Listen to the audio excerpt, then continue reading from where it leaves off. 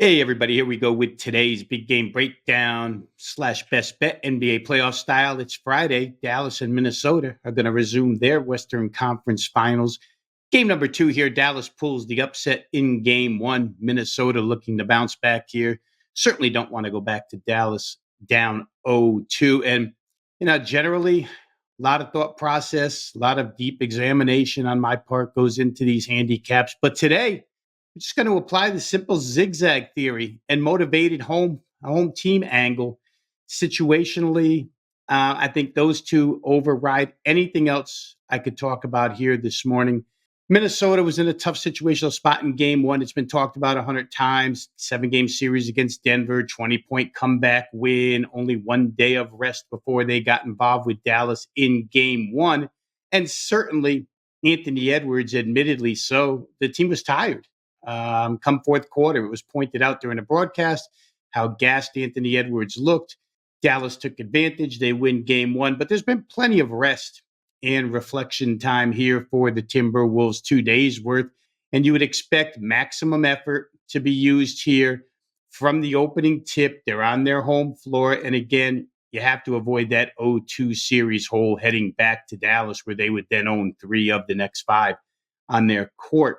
The defensive scheme that was employed by Dallas in that game, basically to limit paint opportunities for Anthony Edwards, cut off his driving lanes.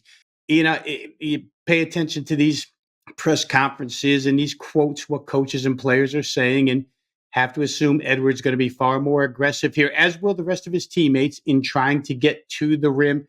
It's likely to create additional free throw attempts, if nothing else, at the basket here. So Minnesota, which only went 11 of 18, 61% from the free throw line in game one. That's not good enough. Imagine they shot one more free throw than Dallas did, yet Dallas scored 5 more points from the free throw line than Minnesota. And that in itself factors into the difference in that game in game one. So I wouldn't think that 49 3-pointers are in order here. Minnesota did hit 18 in game one.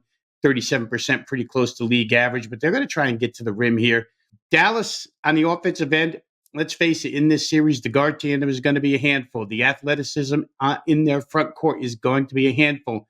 But Minnesota, they were the number 1 defensive rated team in the NBA this season for a reason. And while you can't have 100% effort every single game, I would certainly expect the maximum effort here in this game from Minnesota. Again, it's not a deep thought examination process here in this handicap. It is simple zigzag. We've got the motivated home team, and I think they come out of the chute early. So the play here is going to be first half with Minnesota minus the 3.5 points. Couldn't talk anybody off any form of Minnesota, but my preferred way to go here is Minnesota Timberwolves first half minus 3.5. All right. Thank you, sir. Take care. Take care. You got it, pal.